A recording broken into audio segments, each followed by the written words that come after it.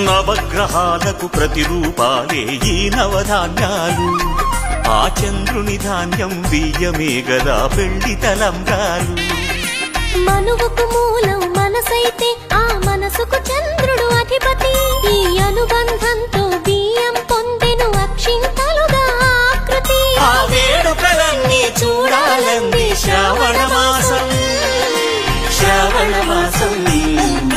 శ్రావణ మాసం తెలుగువారి పెళ్లి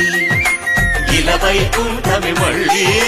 సంప్రదాయమే సౌందర్యంగా సాగుతున్న పెళ్లి ఇది తెలుగువారి పెళ్లి